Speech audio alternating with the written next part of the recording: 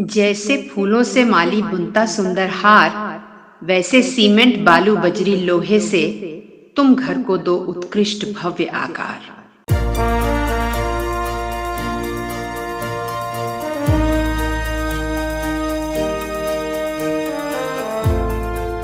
Technology of home Bharat में निर्माण की बेहतरी के लिए शैक्षणिक जगत के साथ साथ उद्योग के प्रतिष्ठित दिग्गजों द्वारा ज्ञान साझा करने का एक स्वतंत्र मंच है।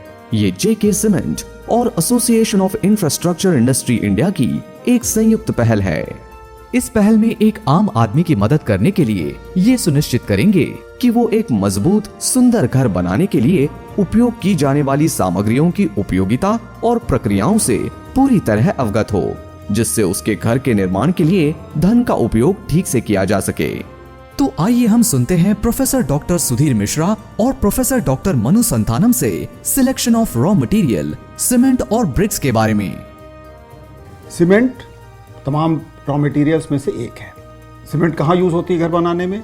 छत में, बीम में, कॉलम में, मॉर्टर में, चुनाई में, फाउंडेशन में, कई जगह पर सीमेंट का उपयोग होता है। Cement is the binder that brings the stone and the sand together to form a good conglomerate structure. Similarly, cement also is the binder that joins the masonry blocks like bricks or autoclaved aerated concrete blocks together by the use of the cement mortar which we put between these blocks to ensure that there's good binding between the blocks to work as a single masonry unit. मोटे तौर पे ये कहा जा सकता है कि cement में लम्प्स नहीं होने चाहिए, क्योंकि जो लम्प्स होते हैं एक गिट्टी की तरीके से आपको सीमेंट दिखेगी बोरी खोलने पर, उसका होना इस बात का संकेत देता है कि शायद यह सीमेंट बहुत पुरानी है। हम सीमेंट के रंग को देख कर नहीं कह सकते हैं कि सीमेंट अच्छी है या बुरी है, इसलिए रंग पर मत जाइए। सीमेंट में अगर लम्प्स नहीं है, उसकी डेट ऑफ मैन्युफैक्चर देख सकते हैं, उसके बैग में लिखा होता है कि डेट ऑफ मैन्युफैक्चर है, कब आप उसको यूज़ कर रहे हैं। और एक मोटे तौर पे ये कहा जा सकता है कि 90 दिन सीमेंट की एक शेल्फ लाइफ है। आप इंजीनियर से कह सकते हैं कि हमें इस सीमेंट के मानक दिखाइए कि ये सीमेंट हमारी क्वालिटी को कंफर्म करती है, उस क्वालिटी के अकॉर्डिंग है। So what is ordinary Portland cement and Portland pozzolan cement? Ordinary Portland cement is what we know as general purpose cement, which mainly consists of what we call as Portland cement clinker.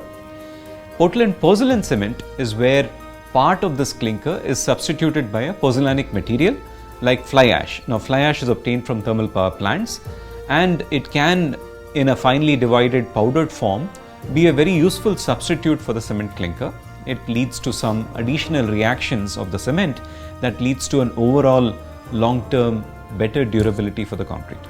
In general, it would be always preferable to choose cements that are 43 grade, because 53 grade cements you need to handle with more care. Since it develops strength much faster, there is also a potential for thermal and shrinkage related problems. एक बहुत महत्वपूर्ण चीज़ जो मैं आपको बताना चाहूँगा वो ये है कि सीमेंट का स्टोरेज जो आप रखते हैं वो सावधानीपूर्वक किया जाना चाहिए, क्योंकि अगर ज़मीन पे रख देते हैं तो ज़मीन से जो नमी है वो सीमेंट की नीचे की बोरियों में चली जाती है। इससे हमें किसी भी कीमत पर बचना चाहिए। तो सीमेंट को स्टोर करते समय एक पटरा रख दीजिए, उसके ऊपर सीमेंट रखिए, बहुत सारी बोरियां एक संग मत रखिए। सीमेंट जहाँ भी रखिए उसको प्रोटेक्ट करिए, उसको किसी तारपुलिन से बोरी से प्रोटेक्ट करिए ताकि बाहर से जहाँ तक हो सके पानी उसमें किसी भी प्रकार से नमी के रूप में भी न पहुँचने पाए।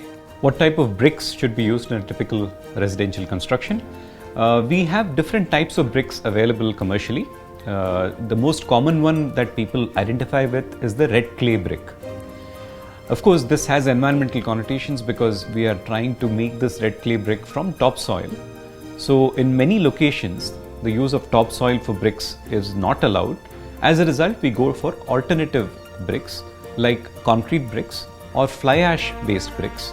And these days, in the modern construction, we also get to see the advantage of autoclaved aerated concrete as a building block instead of bricks. The brick that is obtained from this kind of a manufacturing process should have sharp edges, should have a uniform dimension.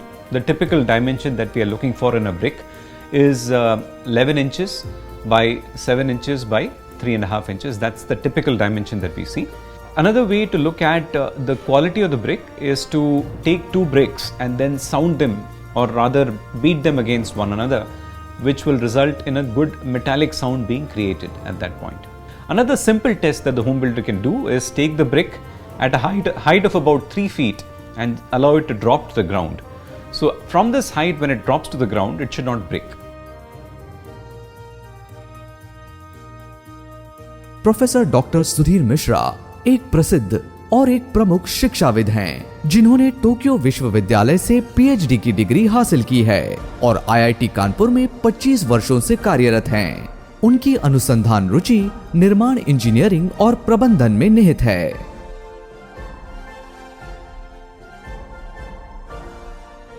Professor doctor Manu Santhanam एक building technology of construction management division निर्माण के विशेषज्ञ और वर्तमान में IIT Madras में IC और SR विभाग के एसोसिएट डीन हैं। टेक्नोलॉजी ऑफ होम, सुदृढ़ सुंदर निर्माण।